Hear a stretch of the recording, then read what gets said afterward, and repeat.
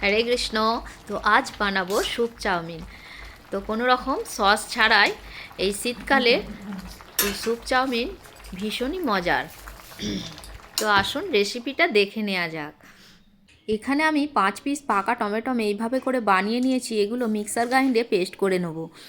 এখন আমি কড়ার মধ্যে সাদা তেল দিয়ে কয়েকটি দারচিনি আর লবঙ্গর ফোড়ন দিলাম, আর দিলাম কয়েকটি কারি পাতার ফোড়ন। এবারে আগে থেকে বানিয়ে রাখা কিছু গাজর, আলু এবং বিনস কড়ার মধ্যে দিয়ে ভালো করে একটু ভেজে নেব।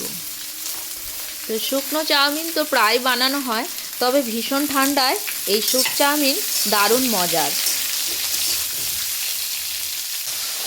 দেখুন কথা বলতে বলতে এগুলো অনেকটাই ভাজা হয়ে গেছে। এবারে আমি এর মধ্যে কিছু সুইট কর্ন আর মটরশুঁটি ছাড়িয়ে রেখেছি, এইগুলো এর মধ্যে দিয়ে দেব। এখন সবজিগুলো ভাজা হয়ে গেছে, এগুলোকে নামিয়ে নিয়ে কড়ার মধ্যে অল্প একটু সাদা তেল দিয়ে জিরের ফোড়ন দিয়ে দেব, আর দিয়ে দেব 1 চামচ আদা চাঁচা।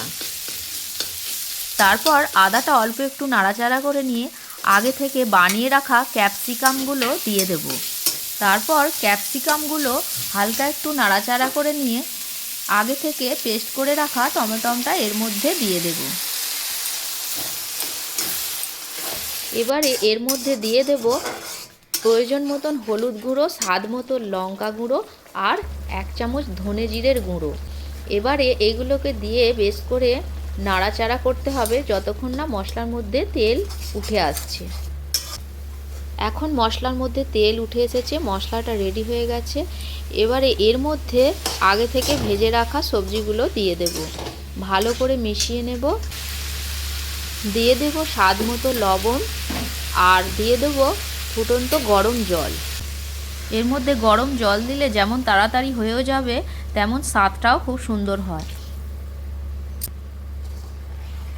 এখন স্যুপটা ফুটে উঠলেই এর মধ্যে আমি চাউমিন দিয়ে দেব।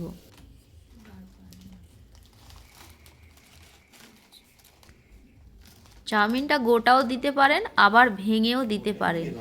আমি গোটায় দিয়ে দিলাম। তবে বন্ধুরা, এই স্যুপ চাউমিন শুকনো চাউমিনের থেকে খুব অল্প সময়ের মধ্যেই রেডি করা যায়, কারণ চাউমিনটা সিদ্ধও করতে হয় না আলাদা করে, কোনো ঝামেলা ছাড়াই ডাইরেক্ট স্যুপে দিয়ে দিলে রেডি হয়ে যায়। এখন আমি চাউমিনটা 5 মিনিট ফুটিয়ে নেব। ভিডিওটা পুরোটা দেখার জন্য ধন্যবাদ। ভিডিওটা ভালো লেগে থাকলে কমেন্টে অবশ্যই জানাবেন।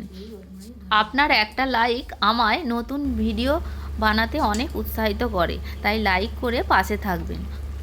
এখানে চাউমিনের স্বাদ আরও বাড়িয়ে তুলতে আপনাদের জন্য ছোট্ট একটা টিপস আছে।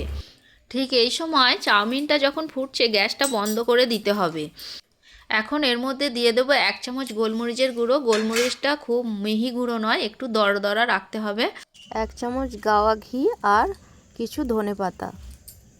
এখন স্যুপ চাউমিন রেডি হয়ে গেছে।